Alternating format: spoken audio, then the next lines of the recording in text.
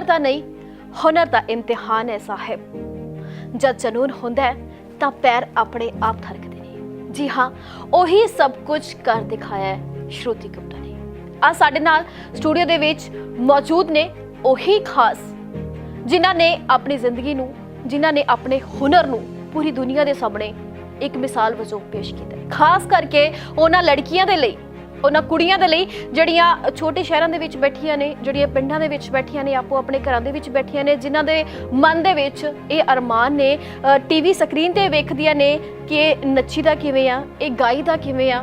खास करके कथक, जिसदा नाम लैण तो भी कई बार असीं घबरा जाने हैं। सानूं लगदा कि स्टैप टू स्टैप बंदा किस तरीके दे नाल जांदा है, सब कुछ असीं सिखना है श्रुति तो। सब तो पहला आपां उन्हां दा स्वागत कर लैंदे हां। श्रुति, तुहाडा स्वागत है। सत श्री अकाल। सत श्री अकाल जी। ते श्रुति, सब तो पहला आपां सारे दर्शकां नूं दसना कि तुसीं कित्थों दे रहण वाले हो ते ये सारा कुछ तुसीं किस तरह सीखे?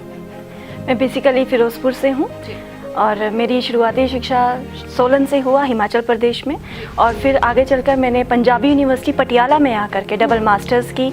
और उसी के बाद जब मैं यहाँ पर पंजाबी यूनिवर्सिटी में पढ़ रही थी, वहाँ से मेरा एक दौर शुरू हुआ अवार्ड्स का और रिकॉर्ड्स बनाने का।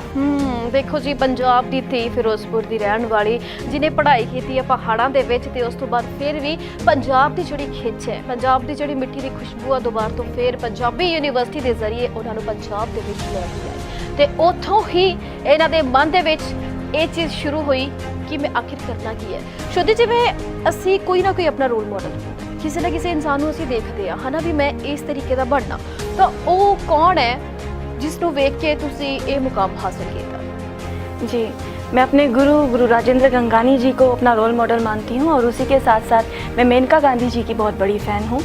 उनसे मुझे बहुत ज़्यादा इंस्पिरेशन मिलती है, उनको देखकर मैं बहुत इंस्पायर होती हूँ, जिस तरीके के वो काम करती हैं उन सब चीज़ों को लेकर के।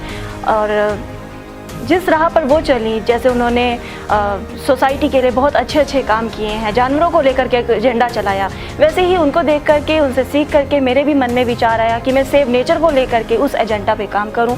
और क्योंकि मैं बीइंग अ डांसर कि मैं अपने काम के साथ साथ लोगों को किस तरीके से अवेयर कर सकती हूँ, तो मुझे लगा कि डांस के थ्रू मैं मैसेज स्प्रेड करूं और अवेयरनेस लेकर के आऊँ। जी, देखो बहुत ही चंगी गल है कि पंजाब तो श्रुति चली है, पहाड़ों के विच गई है, उत्थे जाके उसनूं कुदरत दे नाल बहुत ही ज़्यादा प्यार हो गया। कुदरत दे नाल प्यार होना बहुत ज़रूरी है। जिवें कि अज दे समय दे विच असीं वेखदे कि साडे पंजाब दी की स्थिति है कि दरख्तां दी कटाई दिन प्रति दिन वधदी जा रही है, पर कोई भी दरख्त या एक छोटा जिहा बूटा लाउण दी कोशिश ही नहीं करदा।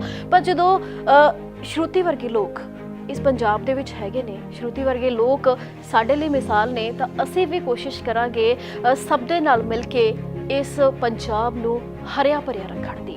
सो श्रुति, मेरा जिहड़ा पहला सवाल सीगा वो मेन यही सीगा कि जदों तुसीं कथक करना शुरू किया या तुहाडे मन दे विच अरमान आया, तो पहली तस्वीर किहड़ी सी, किसनूं तुसीं कथक करदे हुए वेखिया सी? जब मैंने पहली बार कथक देखा, एक्चुअली मैं झूठ नहीं कहूँगी, मैं जब बहुत छोटी थी तो मुझे इतना ज़्यादा नॉलेज नहीं था कि कौन सा डांस फॉर्म सीखना चाहिए, क्या करना चाहिए, और ना ही मेरे परिवार में किसी को इस चीज़ का कोई नॉलेज था। तो पहले मैं नॉर्मल डांसेस कर रही थी, कोई ऐसा कोई सिखाने वाले नहीं थे। फिर एक बार शिमला में प्रोग्राम था गेयटी थिएटर में, तो वहाँ पर गुरु राजेंद्र गंगानी जी का शो था जहाँ पर वो आए थे, तो मैंने उन्हें फर्स्ट टाइम लाइव वहीं पर देखा और उनको देखकर मुझे काफ़ी अच्छा लगा और मैं इंस्पायर हुई। मुझे लगा कि हाँ, मुझे कुछ ऐसा ही करना है, मैं कुछ शायद ऐसा ही करती भी हूँ और मुझे ये सीखना है। तब उनसे मेरी पहली मुलाकात हुई और वहाँ जब उनसे बातचीत हुआ तो उनसे मिलकर मुझे बहुत अच्छा लगा और तब मेरा ये जो जर्नी है वो शुरू हो गई। जी, तो कहते रहे कि सुपने हर कोई इंसान देखता है, जदों उस सुपनिਆਂ ਨੂੰ ਬੂਰ ਪੈਣਾ शुरू हो जाता तो गल्लां कुछ वक्रियां ही हो जांदियां ने। सो वो चीज़ नूं एक इंसान नूं श्रुति ने वेखिया तो उन्होंने लग्या कि ये चीज़ सारी मेरे दे विच है, इस चीज़ नूं मैं महसूस कर लिया तो हुण मैनूं असली राह जिहड़ा वो दिख गया। श्रुति, तुसी ये डिसाइड कर लिया कि थोनू राह दिख गया, तुसी ये भी डिसाइड कर लिया होना कि इस इंसान तो मैं बहुत कुछ सीखना है, पर की तुहाडे राह दे विच कोई मुश्किलां नहीं आईयां कि आंढ गुआंढ दे विच तुहाडे फ्रेंड सर्कल दे विच कुछ तो ऐसा होया होएगा? क्योंकि बहुत सारे लोग ने जिहड़े कहंदे ने कि कुड़ियां घरां तो बाहर ना निकलन, बहुत सारे लोग ने जिहड़े कहंदे ने भी ये भी कोई चीज़ है करन वाली, है ना, कि इदां हथ बां इदां मारिया कुछ भी है, क्योंकि लोगों का कहंदे हुंदे ने कि मूंह नहीं फड़ लेना होंदा। लोग खास करके कुड़ियां दे लई तां ਜਿੰਨਾ ਉਹਨਾਂ ਤੋਂ ਬੋਲਿਆ ਜਾਂਦਾ ਉਨਾ ਹੀ ਘੱਟ ਹੁੰਦਾ। ਕਿ ਤੁਹਾਡੀ ਲਾਈਫ ਦੇ ਵਿੱਚ ਕੁਝ ਐਸਾ ਹੋਇਆ?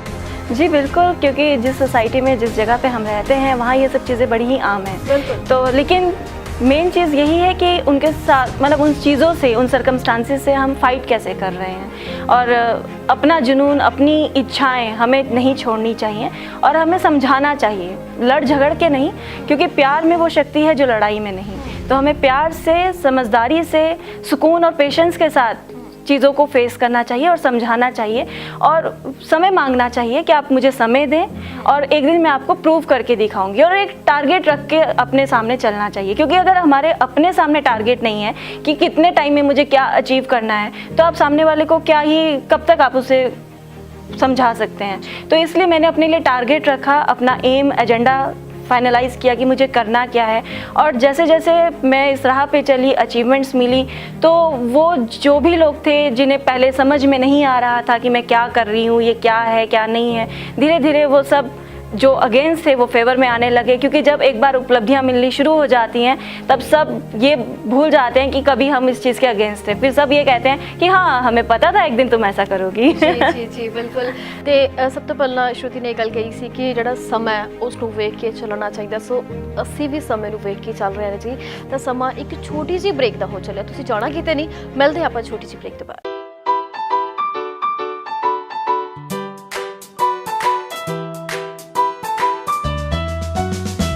शाही शहर विच शाही अंदाज वाली F2G हवेली यानी कि फोर्ट पटियाला। साडा वादा दिल नाल निभावांगे दिलां दे रिश्ते, विरासत दी पहचान, मेहमानां दी करे हर डिमांड पूरी। F2G हवेली देवे तुहाडे फंक्शन नूं वखरी पहचान। ਇੱਕ ਛੋਟੇ ਜਿਹੇ ਵਕਫੇ ਤੋਂ ਬਾਅਦ ਇੱਕ ਵਾਰ ਫਿਰ ਤੋਂ ਅਸੀਂ ਹਾਜ਼ਰ ਹੋ ਗਏ ਹਾਂ ਜੀ। ਤੇ ਸਾਡੇ ਨਾਲ ਅੱਜ ਦੇ ਅਜਬ ਗਜਬ ਪ੍ਰੋਗਰਾਮ ਦੇ ਵਿੱਚ ਮੌਜੂਦ ਨੇ ਸ਼ਰੂਤੀ ਗੁਪਤਾ। ਸੋ ਉਹਨਾਂ ਤੋਂ ਅਸੀਂ ਬਹੁਤ ਸਾਰੀਆਂ ਗੱਲਾਂ ਨੇ ਜਿਹੜੀਆਂ ਉਹ ਜਾਣ ਰਹੇ ਹਾਂ। ਸੋ ਬ੍ਰੇਕ ਤੋਂ ਪਹਿਲਾਂ ਸ਼ਰੂਤੀ ਅਸੀਂ ਗੱਲ ਕਰ ਰਹੇ ਸੀਗੇ ਕਿ ਬਹੁਤ ਸਾਰੇ ਜਿਹੜੇ ਮੁਸ਼ਕਲਾਂ ਨੇ ਉਹਨਾਂ ਨੂੰ ਸਾਹਮਣਾ ਕਰਨਾ ਪਿਆ, ਪਰ ਉਸ ਤੋਂ ਬਾਅਦ ਲੋਕਾਂ ਦੀ ਜ਼ੁਬਾਨ ਤੇ ਇੱਕ ਚੇਪੀ ਲਾ ਦਿੱਤੀ, ਲੋਕਾਂ ਦੇ ਮੂੰਹ ਤੇ ਇੱਕ ਚੇਪੀ ਲਾ ਦਿੱਤੀ ਕਿ ਜਦੋਂ ਉਹਨਾਂ ਨੂੰ ਪਤਾ ਲੱਗਿਆ ਕਿ ਹਾਂ ਇਸ ਕੁੜੀ ਦੇ ਵਿੱਚ ਹੁਨਰ ਸੀ, ਇਸ ਦੇ ਬਹੁਤ ਸਾਰੇ ਜਿਹੜੇ ਨੇ ਚੰਗਾ ਮੁਕਾਮ ਹਾਸਿਲ ਕੀਤਾ, ਬਹੁਤ ਸਾਰੇ ਜਿਹੜੇ ਤਗਮੇ ਨੇ ਉਹ ਜਿੱਤੇ ਨੇ, ਹੈ ਨਾ। ਤਾਂ ਉਸ ਤੋਂ ਬਾਅਦ ਪਹਿਲੀ ਇਹ ਕਿ ਤੁਸੀਂ ਗੁਰੂ ਦੇ ਵਿੱਚ ਹੀ ਤੁਹਾਨੂੰ ਸਭ ਕੁਝ ਮਿਲ ਗਿਆ, ਜਿਸ ਇਨਸਾਨ ਨੂੰ ਤੁਸੀਂ ਵੇਖਿਆ ਉਸੇ ਨੇ ਤੁਸੀਂ ਆਪਣਾ ਗੁਰੂ ਬਣਾ ਲਿਆ। ਤਾਂ ਉਸ ਤੋਂ ਬਾਅਦ ਕਿ ਗੁਰੂ ਬਣਾਉਣ ਤੱਕ ਠੀਕ ਹੈ, ਕਥਕ ਕਰਨ ਤੱਕ ਠੀਕ ਹੈ, ਕਿ ਇੰਨੀ ਉਚਾਈ ਤੱਕ ਜਾਣਾ ਜਿੱਥੇ ਲੋਕਾਂ ਨੂੰ ਸਾਹ ਤੱਕ ਨਹੀਂ ਆਉਂਦਾ, ਜਿੱਥੇ ਲੱਗਦਾ ਕਿ ਜੇ ਉੱਪਰ ਜਾਵਾਂਗੇ ਤਾਂ ਸ਼ਾਇਦ ਮਾਰੀ ਜਾਵਾਂਗੇ। ਤੁਹਾਨੂੰ ਵੀ ਸਭ ਨੂੰ ਇਹੀ ਲੱਗਦਾ ਹੋਊਗਾ, ਕਿਉਂਕਿ ਮੈਨੂੰ ਤਾਂ ਇਹ ਲੱਗਦਾ ਹੈ ਕਿ ਇੰਨੇ ਉੱਤੇ ਤੱਕ ਪਹੁੰਚਣਾ ਤੇ ਉੱਥੋਂ ਜਾ ਕੇ ਉੱਥੇ डांस परफॉर्मेंस करते, है ना, ये चीज़ थोड़े दिमाग के विच किद्दां आई? भगवान का आशीर्वाद कहूँगी इसे कि क्योंकि मुझे शुरू से ही नेचर लविंग हूँ, मुझे ट्रैकिंग करना बहुत अच्छा लगता है और मैं जाती भी रहती थी। तो जब मैं छोटी थी और तब जाती थी, मेरे फादर भी क्योंकि ट्रैकिंग करना पसंद करते हैं तो अपने साथ अक्सर लेकर जाया करते थे। तो तभी लगता था पहाड़ों पर अगर कुछ ज़ोर से बोलते हैं तो आवाज़ गूंजती है, तो वहाँ पर जाकर के झूमना, नाचना, गाना सब चीज़ें बहुत अच्छी लगती थी। तो कहीं ना कहीं दिमाग में ये चीज़ बैठ गया कि एक वक्त आएगा जब पापा मैं माउंट एवरेस्ट पर जाऊंगी। तो वहाँ से वो एक मन में बात, एक ख्याल बैठा कि जाना है एवरेस्ट पे जाना है। तो वहाँ जाने के लिए बहुत एफर्ट्स कर रही हूँ, मेरा एम है, सपना है एवरेस्ट पे एक दिन जाने का। और फिर मेरे शादी हुई, हस्बैंड से बताया कि ऐसे ऐसे मुझे सपना है एवरेस्ट पे जाना है। तो उन्होंने कहा कि एवरेस्ट पे जाना बहुत अच्छी बात है कि तुम ऐसा सोचती हो, लेकिन जो हम अभी कर सकते हैं, जो मैं तुम्हारे लिए अभी कर सकता हूँ, लेट मी सी कि मैं क्या कर सकता हूँ, मैं किस तरीके से तुम्हें मदद कर सकता हूँ। तो उन्होंने पूरा प्लान आउट किया एंड तब उन्होंने मुझे सजेस्ट किया कि एवरेस्ट पे जाना यूँ इतना आसान नहीं, क्योंकि वहाँ जाना तुम्हारे अंदर टैलेंट है। ही सेड कि मुझे बिलीव है कि तुम जा सकती हो, तुम कर सकती हो, लेकिन तुम्हारे वहाँ जाने के लिए खर्चा है, बहुत इकोनॉमिकली भी हमें चीज़ों को सोचना होगा, हर चीज़ को ध्यान में रखना होगा। तो मैं तुम्हें सपोर्ट कर सकता हूँ उससे कम हाइट्स पे जहाँ पर हम अफोर्ड कर सकते हैं जाना। तो उन्होंने प्लान आउट किया और बिकॉज मैं फुल मोटिवेटेड थी कि मुझे तो जाना है, तो मेरा फर्स्ट जो जगह थी जाने की वो बारालाचा पास था। मैं वहाँ पर 2015 में अपने हस्बैंड और अपने फादर के साथ गई थी जी। तो हुण तुहानू भी बड़ी ਉਤਸੁਕਤਾ ਹੋਏਗੀ, ਤੁਹਾਨੂੰ ਵੀ ਬੜਾ ਅਰਮਾਨ ਹੋਏਗਾ ਕਿ ਅਸੀਂ ਸ਼ਰੂਤੀ ਨੂੰ ਉਹਨਾਂ ਪਹਾੜਾਂ ਦੇ ਵਿੱਚ, ਉਹਨਾਂ ਉਚਾਈਆਂ ਦੇ ਵਿੱਚ ਡਾਂਸ ਕਰਦੇ ਹੋਏ ਦੇਖਣਾ ਹੈ। ਸੋ ਅਸੀਂ ਤੁਹਾਨੂੰ ਦਿਖਾਉਣ ਜਾ ਰਹੇ ਹਾਂ ਜੀ ਛੋਟੇ-ਛੋਟੇ ਝਲਕੀਆਂ।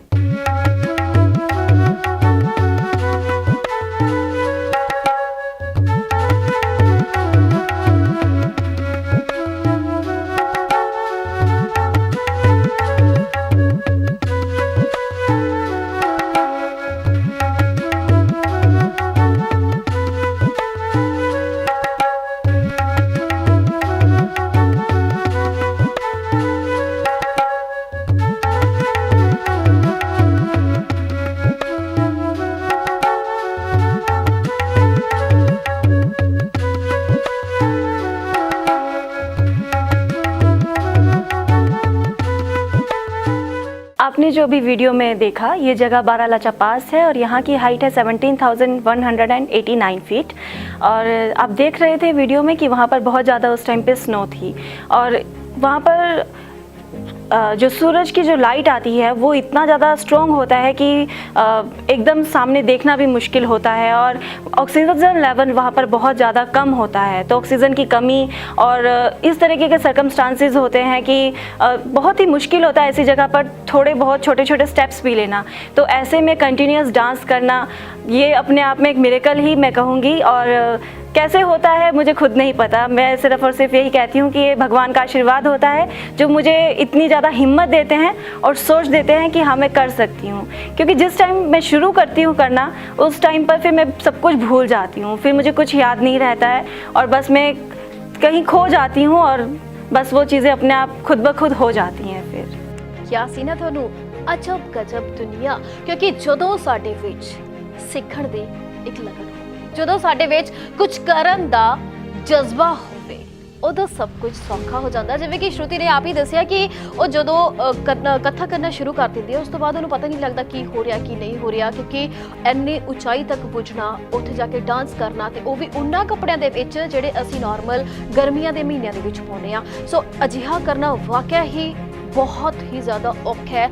ਇਸ ਲਈ ਮੈਂ ਵਾਰ-ਵਾਰ ਕਹਿ ਰਹੀ ਹਾਂ ਕਿ ਸ਼ਰੂਤੀ ਸਾਡੇ ਸਮਾਜ ਦੀਆਂ ਕੁੜੀਆਂ ਦੇ ਲਈ ਇੱਕ ਬਹੁਤ ਵੱਡੀ ਮਿਸਾਲ ਹੈ, ਜਿਨ੍ਹਾਂ ਨੇ ਅੱਗੇ ਵਧਣਾ ਹੈ, ਜਿਨ੍ਹਾਂ ਨੇ ਕੁਝ ਜ਼ਿੰਦਗੀ ਦੇ ਵਿੱਚ ਕਰਨਾ ਹੈ, ਜਿਨ੍ਹਾਂ ਨੇ ਰਹਿੰਦੀ ਦੁਨੀਆ तक अपना नाम है जोड़ा बना के रखना है। तो श्रुति हुन तुसी आगे बारे की सोच रहे हो? उससे पहले मैं आपको बताऊंगी कि बारालाचा पास के बाद मैं खारदुंगला पास पर गई थी। वो मेरा सेकंड रिकॉर्ड था और वहाँ पर जाना और वहाँ पर परफॉर्म करना सचमुच में बहुत ज़्यादा मुश्किल था। क्योंकि जब मैं बारालाचा के बाद खारदुंगला पर गई तो खारदुंगला का हाइट बारालाचा से काफ़ी ज़्यादा था। वहाँ का हाइट था 18,380 फीट और वहाँ पर बहुत ज़्यादा ठंड थी। मैंने -24 टेम्परेचर में कंटिन्यूस 20 मिनट्स परफॉर्म किया था, जबकि मैंने जब बारालाचा पर किया था तो मैंने 7 मिनट्स किया था -4 में। तो खारदुंगला बहुत बहुत बहुत ज़्यादा मुश्किल था। लेकिन मैं इंडियन आर्म्ड फोर्सेस के साथ थी, वहाँ पर ITBP थी, इंडियन आर्मी थी और उन लोगों से मुझे बहुत ज़्यादा मोटिवेशन मिल रही थी और मुझे लग रहा था, क्योंकि वो मैंने अपना रिकॉर्ड उन्हीं को डेडिकेट भी किया था, क्योंकि उन्हीं दिनों सर्जिकल स्ट्राइक जैसा भी एक वो हुआ था। तो इसलिए मैं बहुत ज़्यादा मोटिवेटेड थी और मुझे था कि जब ये लोग मेरे देश के भाई इतना सब हमारे लिए कर रहे हैं तो मुझे भी इनके लिए कुछ छोटा सा इनको कोई तोहफा तो ज़रूर देना चाहिए। तो उन्हीं के लिए उस समय में वो जज्बा और वो हिम्मत आई कि मैंने -24 टेम्परेचर में 20 मिनट्स तक वंदे मातरम की थीम पर देश को सलाम किया। ਵਾਹ ਜੀ ਵਾਹ। ਸਲਾਮ ਹੈ ਉਹਨਾਂ ਵੀਰਾਂ ਨੂੰ ਜਿਹੜੇ ਬਾਰਡਰਾਂ ਤੇ ਖੜ ਕੇ, ਜਿਹੜੇ ਅਜਿਹੇ ਗਲੇਸ਼ੀਅਰਸ ਦੇ ਵਿੱਚ ਜਾ ਕੇ ਜਿੱਥੇ ਕਿ ਬੰਦਾ ਇੱਕਦਮ ਸੁੰਨ ਹੋ ਜਾਂਦਾ, ਜਿਹਦੇ ਬਾਰੇ ਸੋਚਣਾ ਵੀ ਬਹੁਤ ਜ਼ਿਆਦਾ ਮੁਸ਼ਕਿਲ ਹੈ, ਉੱਥੇ ਖੜ ਕੇ ਦਿਨ ਰਾਤ ਡਿਊਟੀਆਂ ਦਿੰਦੇ ਨੇ, ਦਿਨ ਰਾਤ ਇੱਕ ਕਰਦੇ ਨੇ। ਤਾਂ ਸ਼ਰੂਤੀ ਨੇ ਉਹਨਾਂ ਨੂੰ ਇੱਕ ਚੰਗੀ ਸੱਚੇ ਦਿਲੋਂ ਸ਼ਰਧਾਂਜਲੀ ਦਿੱਤੀ ਹੈ ਉਸ ਚੀਜ਼ ਨੂੰ, ਕਿਉਂਕਿ ਸਲਾਮੀ ਹੈ ਉਸ ਚੀਜ਼ ਨੂੰ, ਜਜ਼ਬੇ ਨੂੰ, ਕਿਉਂਕਿ ਉਹੀ ਜਜ਼ਬਾ ਉਹਨਾਂ ਵੀਰਾਂ ਦੇ ਵਿੱਚ ਵੇਖ ਕੇ ਸ਼ਰੂਤੀ ਦੇ ਵਿੱਚ ਵੀ ਆਇਆ। ਤਾਂ ਸ਼ਰੂਤੀ ਹੁਣ ਅਗਲਾ ਸਟੈਪ ਤੁਹਾਡਾ ਕੀ ਰਹੇਗਾ? अभी मैं चाह रही हूँ कि सेव नेचर के एजेंडा को ना सिर्फ हिंदुस्तान में बल्कि देश विदेश में घूम घूम कर इस चीज़ के लिए अवेयरनेस लेकर आऊँ और इसके साथ साथ डांस के थ्रू, क्योंकि मैं कर रही हूँ कथक डांस के माध्यम से मैं इस चीज़ को स्प्रेड कर रही हूँ। तो इससे दो चीज़ें हैं, एक तो अवेयरनेस आ रही है सेव नेचर के लिए और साथ ही साथ अवेयरनेस आ रही है कल्चर को प्रिजर्व करने के लिए। ਜੀ ਤੇ ਸਭ ਤੋਂ ਪਹਿਲਾਂ ਤੁਸੀਂ ਗੱਲ ਕੀਤੀ ਸੀ, ਤੁਸੀਂ ਕਿਹਾ ਸੀ ਕਿ ਤੁਹਾਡੇ ਹਸਬੰਡ ਨੇ ਕਿਹਾ ਕਿ ਸਭ ਕੁਝ ਧਿਆਨ ਦੇ ਵਿੱਚ ਰੱਖਦੇ ਹੋਏ ਕਿ ਸਾਨੂੰ ਪੈਸੇ ਦਾ ਵੀ ਧਿਆਨ ਰੱਖਣਾ ਪੈਣਾ, ਸਾਨੂੰ ਹਰ ਚੀਜ਼ ਦਾ ਧਿਆਨ ਰੱਖਣਾ ਪੈਣਾ ਉਸ ਉਚਾਈ ਤੱਕ ਪਹੁੰਚਣ ਲਈ। ਤਾਂ ਫਿਰ ਉਸ ਉਚਾਈ ਤੱਕ ਪਹੁੰਚਣ ਲਈ ਪੈਸਾ ਵਾਕਈ ਚਾਹੀਦਾ ਹੁੰਦਾ, ਤਾਂ ਫਿਰ ਕਿੱਦਾਂ ਤੁਸੀਂ ਉੱਥੇ ਪਹੁੰਚ ਗਏ? अभी मैं माउंट एवरेस्ट पे नहीं गई हूँ, वहाँ जाना अभी बाकी है क्योंकि वहाँ पर नेपाल गवर्नमेंट के बहुत ज़्यादा चार्जेस हैं। तकरीबन अगर मुझे वहाँ जाना है तो जितने भी टैक्सीज वगैरह ईच एंड एवरीथिंग है तो तकरीबन 22 to 25 लाख का तो वैसे ही खर्चा है जो वो सब चीज़ों का वो करना है। और उसके अलावा वहाँ सिर्फ मुझे ट्रैक नहीं करना है, ट्रैक करने के बाद मुझे वहाँ पर जाकर परफॉर्म भी करना है, डांस भी करना है, मैसेज भी स्प्रेड करना है। तो वो सब चीज़ों के लिए मुझे पूरा एक टीम लेकर जाना होगा और वहाँ पर परफॉर्म करना भी मुश्किल है, बहुत मुश्किल होगा। तो उस हिसाब से मुझे उस एटमॉस्फेयर के अकॉर्डिंग अपने आप को रेडी करके प्रॉपर ट्रेनिंग्स के बाद वहाँ जाना होगा। तो बहुत ही एक खर्चीला काम है और मैंने गवर्नमेंट से बात किया हुआ है। मेरा पीएम ऑफिस में मैं अपना फाइल भी सबमिट करके आई हुई हूँ। तो अभी इंतज़ार है कि देखिए कि आगे चलकर क्या होता है, क्योंकि मेरा मानना है कि अगर मैं इस तरीके का कोई काम कर रही हूँ तो वो मेरा पर्सनल नहीं है, ये एक तरीके से देश का काम है कि देश की बेटी देश के लिए कुछ कर रही है। और ना सिर्फ ये एक देश के अंदर की बात है बल्कि ये पूरी दुनिया देखेगी अगर हिंदुस्तान की बेटी ने ऐसा कुछ किया तो। ਸ਼ਰੂਤੀ ਤੁਸੀਂ ਗੱਲ ਕੀਤੀ ਕਿ ਤੁਸੀਂ ਆਪਣੇ ਪਾਪਾ ਦੇ ਨਾਲ ਪਹਾੜਾਂ ਦੇ ਵਿੱਚ ਟਰੈਕਿੰਗ ਦੇ ਲਈ ਜਾਂਦੇ ਹੋ, ਪਰ ਇੱਥੇ ਅਹਿਮ ਗੱਲ ਇਹ ਹੈ ਕਿ ਪਹਾੜਾਂ ਤੇ ਚੜ੍ਹਨਾ ਆਪਾਂ ਕਹਿ ਰਹੇ ਹਾਂ ਕਿ ਚਲੋ ਕਿਤੇ ਨਾ ਕਿਤੇ ਸੌਖਾ ਹੈ, ਪਰ ਉਚਾਈਆਂ ਤੇ ਜਾ ਕੇ ਬਿਨਾਂ ਸਾਹ ਲਏ डांस परफॉर्म करना है ना, वो तुसी कितना कर लेते हो? वो उसके लिए मैंने बहुत ज़्यादा मेहनत किया, योग के माध्यम से उस चीज़ को मैंने कंट्रोल किया। क्योंकि अगर उतनी हाइट पर जाकर के क्योंकि ऑक्सीजन लेवल इतना ज़्यादा घट जाता है कि कंटिन्यूस हम ब्रीथ नहीं कर पाते हैं, तो उस ब्रीदिंग को कंट्रोल करना, धीरे धीरे सांस लेना, धीरे धीरे सांस छोड़ना और स्टेप के अकॉर्डिंग उस चीज़ को मेंटेन करना, उसके लिए मैंने बहुत मेहनत किया कि वो चीज़ मेंटेन हो और वो मेंटेन हो पाई तभी जाकर के वहाँ पर मैंने सफलता पाई है। देखो सफलता ਤੁਸੀਂ ਪਾ ਲਈ ਹੈ ਤੇ ਪੰਜਾਬ ਸਰਕਾਰ ਦਾ, ਭਾਰਤ ਸਰਕਾਰ ਦਾ ਤੇ ਹੋਰ ਵੀ ਸਰਕਾਰਾਂ ਨੇ ਜਿਹੜੀਆਂ ਜਿੰਨੀਆਂ ਵੀ ਆਉਂਦੀਆਂ ਨੇ ਇਸ ਅਜਬ ਗਜਬ ਦੁਨੀਆ ਦੇ ਵਿੱਚ, ਤਾਂ ਸਾਰਿਆਂ ਦਾ ਇੱਕ ਫਰਜ਼ ਬਣਦਾ ਕਿ ਇੰਨੀ ਸਵੀਟ ਜੀ ਕੁੜੀ ਨੂੰ ਤੇ ਇੰਨੀ ਉਹ ਕੁੜੀ ਨੂੰ ਜਿਹਨੇ ਦੁਨੀਆ ਦੇ ਵਿੱਚ ਜਿਹੜਾ ਕੁਝ ਨਹੀਂ ਸੀ ਹੋ ਸਕਦਾ ਉਹ ਕਰ ਵਿਖਾਇਆ। ਤਾਂ ਕਿਸੇ ਨੇ ਸਨਮਾਨਿਤ ਕੀਤਾ, ਕੋਈ ਸਨਮਾਨ ਤੁਹਾਨੂੰ ਕਿਸੇ ਗਵਰਨਮੈਂਟ ਵੱਲੋਂ ਮਿਲਿਆ ਹੋਵੇ ਜਾਂ ਕਿਸੇ ਹੋਰ ਸੰਸਥਾਵਾਂ ਨੇ ਤੁਹਾਨੂੰ ਸਨਮਾਨਿਤ ਕੀਤਾ ਹੋਵੇ? जी हाँ, सबसे पहले तो मुझे Limca book of world record में मेरा नाम दर्ज हुआ। मैंने 3 बार लिम्का बुक में अपना नाम दर्ज करवा लिया है। बेस्ट ऑफ इंडिया रिकॉर्ड्स में मेरा नाम है और इसके साथ साथ प्रधानमंत्री नरेंद्र मोदी जी ने मुझे ऑनर किया है, श्रीमती मेनका गांधी जी, पंजाब गवर्नर, हिमाचल गवर्नर, और इस तरीके के अनगिनत अवार्ड्स और एप्रिसिएशन लेटर्स अब तक मुझे मिल गए हैं। देखो बहुत ਵਧੀਆ ਗੱਲ ਹੈ ਕਿ ਇੰਨੇ ਵੱਡੇ ਇਨਾਮ ਹਾਸਿਲ ਕਰਨੇ, ਇੱਕ ਗਿਨੀ ਬੁੱਕਸ ਦੇ ਵਿੱਚ ਆਪਣਾ ਜਿਹੜਾ ਨਾਮ ਹੈ ਉਸ ਨੂੰ ਰਿਕਾਰਡ ਕਰਵਾਉਣਾ, ਤਾਂ ਵਾਕਈ ਬੜੇ ਮਾਣ ਵਾਲੀ ਗੱਲ ਹੈ, ਬਹੁਤ ਹੀ ਮਾਣ ਵਾਲੀ ਗੱਲ ਹੈ। ਖਾਸ ਕਰਕੇ ਤਾਂ ਉਦੋਂ ਆਪਣੇ ਆਪ ਤੇ ਬੜਾ ਫਖਰ ਮਹਿਸੂਸ ਹੁੰਦਾ ਕਿ ਜਦੋਂ ਅਸੀਂ ਦੇਸ਼ ਦੇ ਪ੍ਰਧਾਨ ਮੰਤਰੀ ਤੋਂ ਕੁਝ ਹਾਸਿਲ ਕਰਦੇ ਹਾਂ, ਜਦੋਂ ਉਹ ਸਾਨੂੰ ਕੋਈ ਨਾ ਕੋਈ ਅਵਾਰਡ ਦਿੰਦੇ ਆ, ਤਾਂ ਉਸ ਟਾਈਮ ਤੁਹਾਡੇ ਨਾਲ ਕੌਣ ਸੀ ਜਾਂ ਉਸ ਚੀਜ਼ ਨੂੰ ਲੈ ਕੇ ਤੁਹਾਡੇ ਮਾਂ-ਬਾਪ ਦੇ ਅੱਖਾਂ ਦੇ ਵਿੱਚ ਕੀ ਸੀ, ਉਹਨਾਂ ਦੀ ਫੇਸ ਤੇ ਕੀ ਦਿਖਦਾ ਸੀ ਤੁਹਾਨੂੰ? वो लोग बहुत ज़्यादा खुश थे और उन्हें बहुत अच्छा लगता है कि इस तरीके से कुछ नया हो रहा है, परिवार में एक नई सोच आ रही है। और वो अब सभी को यही कहते हैं कि हमें बेटियों को आगे बढ़ाना है, इन्हें देखो आगे सारी सिखाना सब है। कुछ कहते ਨੇ ਸ਼ਰੂਤੀ जी ਪਾਪਾ ਦੇ ਇੱਕ ਕੁੜੀ ਬੜੇ ਕਲੋਜ਼ ਹੁੰਦੀ ਆ ਹੈ ਨਾ, ਕਿ ਜਦੋਂ ਤੁਸੀਂ ਪ੍ਰਧਾਨ ਮੰਤਰੀ ਤੋਂ ਅਵਾਰਡ ਹਾਸਿਲ ਕੀਤਾ ਹੈ, ਕਿਤੇ ਵੀ ਉੱਚ ਤੇ ਜਾ ਕੇ ਅਵਾਰਡ ਹਾਸਿਲ ਕਰਦੇ ਹੋ, ਉਸ ਤੋਂ ਬਾਅਦ ਆਪਣੇ ਪਾਪਾ ਕੋਲ ਜਾਂਦੇ ਹੋ ਜਾਂ ਫਿਰ ਫੋਨ ਤੇ ਗੱਲਬਾਤ ਕਰਦੇ ਹੋ, ਤਾਂ ਫਿਰ ਉਹਨਾਂ ਦਾ ਕੀ ਕਹਿਣਾ ਹੁੰਦਾ, ਉਹਨਾਂ ਦੇ ਫੇਸ ਤੇ ਅਜਿਹੀ ਕਿਹੋ ਜਿਹੀ ਖੁਸ਼ੀ ਹੁੰਦੀ ਹੈ ਕਿ ਤੁਸੀਂ ਕਿਦਾਂ ਦਾ ਫੀਲ ਕਰਦੇ ਹੋ? उनके पास शब्द नहीं रहते हैं और सिर्फ आंखें नम होती हैं और फेस पे बहुत ज़्यादा प्राउड मतलब एक फीलिंग आती है कि हाँ बहुत प्यार है। और अगर मैं उनके सामने होती हूँ तो वो कस के जफ्फी डाल लेते हैं और अगर मैं फ़ोन पर होती हूँ तो बस वो शाबाश शाबाश शाबाश यही कहते रह जाते हैं। ਜੀ ਬਿਲਕੁਲ, ਤੇ ਅਸੀਂ ਅੰਦਾਜ਼ਾ ਲਾ ਲਿਆ ਸ਼ਰੂਤੀ ਦੀਆਂ ਅੱਖਾਂ ਤੋਂ, ਅਸੀਂ ਅੰਦਾਜ਼ਾ ਲਾ ਲਿਆ ਉਹਦੇ ਫੇਸ ਤੇ ਝਲਕਦੀ ਉਸ ਖੁਸ਼ੀ ਤੋਂ ਕਿ ਵਾਕਿਆ ਹੀ ਉਸ ਬਾਪ ਦਾ ਸੀਨਾ ਕਿੰਨਾ ਚੌੜਾ ਹੋ ਜਾਂਦਾ ਹੋਏਗਾ, ਜਿਸ ਨੂੰ ਇਹ 4 ਬੰਦਿਆਂ ਦੇ ਵਿੱਚ ਖੜ ਕੇ ਅਸੀਂ ਇਹ ਗੱਲ ਕਹਿੰਦੇ ਆ ਕਿ ਮੇਰੀ ਧੀ ਵੇਖੋ ਕਿੰਨੀਆਂ ਉਚਾਈਆਂ ਜਿਹੜੀਆਂ ਹਾਸਲ ਕਰ ਰਹੀ ਹੈ। ਬਿਲਕੁਲ ਜੀ, ਹਿੰਦੁਸਤਾਨ ਦੀ ਇਹ ਬੇਟੀ ਕੁਝ ਐਸਾ ਕਰੇਗੀ। ਨਾਲ ਆਪਾਂ ਕਹਾਂਗੇ ਕਿ ਪੰਜਾਬ ਦੀ ਧੀ ਮਾਊਂਟ ਐਵਰੈਸਟ ਤੇ ਤਾਂ ਜਾਏਗੀ। ਦੇਖੋ, ਪੰਜਾਬ ਦੇ ਲੋਕ ਨੇ ਜਿਹੜੇ, ਖਾਸ ਕਰਕੇ ਜਿਹੜੇ ਪੰਜਾਬ ਦੇ ਵਿੱਚ ਜੰਮੇ ਹੁੰਦੇ ਨੇ, ਇਹਨਾਂ ਦੀ ਇੱਕ ਖਾਸੀਅਤ ਹੁੰਦੀ ਹੈ ਸ਼ਰੂਤੀ, ਹਨਾ, ਕਿ ਉਹਨਾਂ ਦੇ ਵਿੱਚ ਨਾ ਇੱਕ ਜਿੱਦ ਹੁੰਦੀ ਹੈ। ਉਹੀ ਜਿੱਦ ਉਹਨਾਂ ਦੀ ਜਨੂਨ ਬਣ ਜਾਂਦੀ ਆ। ਤਾਂ ਅਸੀਂ ਰੱਬ ਅੱਗੇ ਇਹੀ ਦੁਆ ਕਰਾਂਗੇ ਕਿ ਰੱਬ ਤੁਹਾਡੇ ਜਿਹੜੇ ਸੁਪਨੇ ਨੇ ਉਹ ਸਾਰੇ ਪੂਰੇ ਕਰਨ।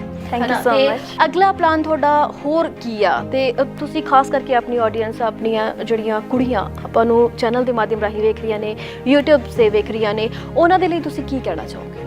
मैं सबको यही कहूँगी कि अपनी शक्ति को पहचानें और कभी भी अपने आप को दूसरों से कम मत समझें। अब वो दौर चला गया जब कहा जाता था कि लड़के हैं तो वो ये कर सकते हैं, और अभी वो दौर है कि लड़के और लड़कियां कंधे से कंधा मिलाकर चलते हैं। और आज के समय में लड़के और लड़कियों में कोई कमी नहीं, मतलब कोई डिफरेंस नहीं है। और ये कहना कि हम लड़कियां हैं, लड़के हमसे कम है, ये भी गलत है। हमें एक दूसरे को बराबर का सम्मान देना चाहिए। हमें इस चीज़ पे भी प्राउड नहीं करना चाहिए कि हाँ, हम वुमेंस डे तो मना रहे हैं लेकिन हम मेल्स के लिए कुछ नहीं कर रहे हैं, क्योंकि मेरे पीछे भी जो शक्ति है मेरे हस्बैंड हैं, मेरे फादर हैं, उन लोगों का सपोर्ट है। इसलिए ये नहीं कह सकते कि हम औरतें ही सब कुछ कर लेंगी या आदमी ही सब कुछ कर लेंगे। सबसे पहले हमें इस डिस्क्रिमिनेशन को ख़त्म करना होगा।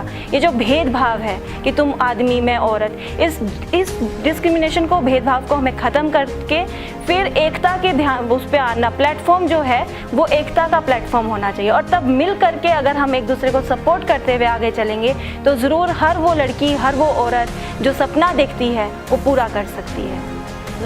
ਸ਼ਰੂਤੀ, ਤੁਸੀਂ ਸਾਡੇ ਸ਼ੋਅ ਦੇ ਵਿੱਚ ਆਏ, ਹੈ ਨਾ, ਲੋਕਾਂ ਨਾਲ ਤੁਸੀਂ ਮੁਲਾਕਾਤ ਕੀਤੀ, ਲੋਕ ਤੁਹਾਨੂੰ ਵੇਖ ਕੇ ਬਹੁਤ ਜ਼ਿਆਦਾ ਖੁਸ਼ ਹੋਏ ਹੋਣਗੇ, ਕਿਉਂਕਿ ਸਭ ਤੋਂ ਪਹਿਲਾਂ ਤਾਂ ਜਦੋਂ ਕੋਈ ਇਸ ਕੁਰਸੀ 'ਤੇ ਆ ਕੇ ਬੈਠ ਜਾਂਦਾ, ਦੇਖਦਾ ਕਿ ਇੱਕ ਕੁੜੀ ਹੈ ਤੇ ਕੁੜੀ ਨੇ ਇੱਕ ਬਹੁਤ ਹੀ ਵਧੀਆ ਮੁਹਾਰਤ ਹੈ ਜਿਹੜੀ ਉਹ ਹਾਸਲ ਕੀਤੀ ਆ, ਤਾਂ ਉਸ ਚੀਜ਼ ਨੂੰ ਲੈ ਕੇ ਹਰ ਦੇ ਮਨ ਦੇ ਵਿੱਚ ਬਹੁਤ ਜ਼ਿਆਦਾ ਖੁਸ਼ੀ ਹੁੰਦੀ ਆ, ਹੈ ਨਾ। ਤਾਂ ਸਭ ਤੋਂ ਵੱਡੀ ਗੱਲ ਜਿਹੜੀ ਤੁਸੀਂ ਕਹੀ ਕਿ ਹਾਂ, ਇੱਕ ਕਾਮਯਾਬੀ ਇਨਸਾਨ ਦੇ ਪਿੱਛੇ ਕਿਸੇ ਨਾ ਕਿਸੇ ਦਾ ਹੱਥ ਤਾਂ ਹੁੰਦਾ ਹੀ ਹੈ, ਤਾਂ ਤੁਸੀਂ ਕਿਹਾ ਕਿ ਤੁਹਾਡੇ ਹਸਬੈਂਡ ਦਾ ਤੁਹਾਡੇ ਪਿੱਛੇ ਬਹੁਤ ਵਧੀਆ ਹੱਥ ਹੈ।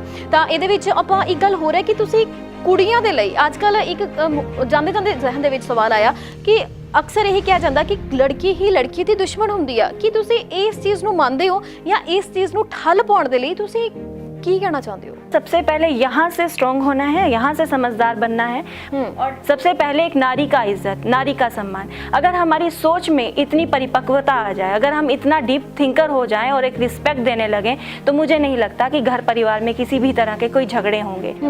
तो इसीलिए बजाय कि लड़ाई झगड़े के, बात बात पे पति को टोकने के, सास से झगड़ा करने के, इन सब छोटी छोटी चीज़ों से हमें ऊपर उठ कर आना चाहिए, और बड़े बड़े सपने जो हमारे हैं, जो बड़े बड़े हम काम कर सकते हैं, उस चीज़ के लिए हमें सोचना चाहिए। ਇਹਨਾਂ ਸੁਪਨਿਆਂ ਨੂੰ ਹੀ ਆਪਾਂ ਅਜਬ ਗਜਬ ਦੁਨੀਆ ਦੇ ਵਿੱਚ ਪੂਰਾ ਕਰਨਾ ਹੈ। ਸੋ ਤੁਸੀਂ ਹਮੇਸ਼ਾ ਬਣੇ ਰਹੋ ਸਾਡੇ ਨਾਲ, ਕਿਉਂਕਿ ਅਸੀਂ ਤੁਹਾਡੇ ਰੂਪ ਕਰਦੇ ਰਹਾਂਗੇ ਉਹ ਸਾਰੇ ਲੋਕ ਜਿਨ੍ਹਾਂ ਨੇ ਦੁਨੀਆ ਦੇ ਵਿੱਚ ਕੁਝ ਵੱਖਰਾ ਕਰ ਦਿਖਾਇਆ। ਸੋ ਅੱਜ ਦੇ ਇਸ ਪ੍ਰੋਗਰਾਮ ਦੇ ਵਿੱਚ ਨਾ ਹੀ ਮਿਲਾਂਗੇ ਆਪਾਂ ਅਗਲੇ ਹਫਤੇ ਕਿਸੇ ਹੋਰ ਅਜਿਹੀ ਹੀ ਸ਼ਖਸੀਅਤ ਦੇ ਨਾਲ। ਤੱਕ ਤੱਕ ਲਈ ਮੈਨੂੰ ਯਾਨੀ ਕਿ ਨਵਦੀਪ ਧਾਲੀਵਾਲ ਨੂੰ ਦਿਓ ਇਜਾਜ਼ਤ। ਸਤਿ ਸ਼੍ਰੀ ਅਕਾਲ।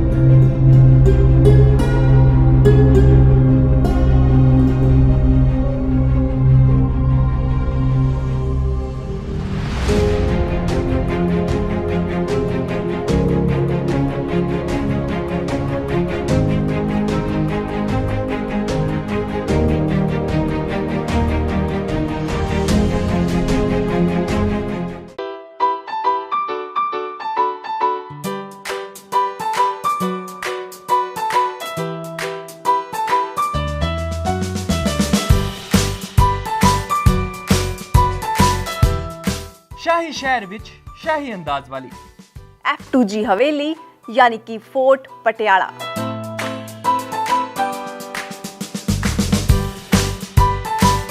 F2G ਹਵੇਲੀ ਰੱਖੇ ਪੰਜਾਬੀ ਵਿਰਾਸਤ ਅਤੇ ਮਾਡਰਨ ਰਿਵਾਜ਼ਾਂ ਦਾ ਖਾਸ ਖਿਆਲ। ਤੁਹਾਡੇ ਵਿਆਹ ਦੀ ਤਿਆਰੀ ਹੈ ਸਾਡੀ ਜ਼ਿੰਮੇਵਾਰੀ। ਸਾਡਾ ਵਾਅਦਾ, ਦਿਲ ਨਾਲ ਨਿਭਾਵਾਂਗੇ ਦਿਲਾਂ ਦੇ ਰਿਸ਼ਤੇ। ਚਲੋ ਚਲਿਏ ਜਸ਼ਨ ਮਨਾਓ F2G ਹਵੇਲੀ, ਜਿੱਥੇ ਸਾਰੇ ਇਕੱਠੇ ਹੋਣਗੇ ਯਾਰ ਬੇਲੀ, ਪਾਉਣਗੇ ਭੰਗੜਾ, ਗਿੱਧਾ ਅਤੇ ਬੋਲੀ। ਵਿਰਾਸਤ ਦੀ ਪਹਿਚਾਨ, ਵਰ ਵਧੂ ਦੀ ਸਗਾਈ ਤੋਂ ਲੈ ਕੇ ਵਿਦਾਈ ਤੱਕ। ਡੈਕੋਰੇਸ਼ਨ ਤੋਂ ਲੈ ਕੇ ਖਾਣ ਪੀਣ ਤੱਕ। ਮਹਿਮਾਨਾਂ ਦੀ ਕਰੇ ਹਰ ਡਿਮਾਂਡ ਪੂਰੀ। F2G ਹਵੇਲੀ ਦੇਵੇ ਤੁਹਾਡੇ ਫੰਕਸ਼ਨ ਨੂੰ ਵੱਖਰੀ ਪਹਿਚਾਣ।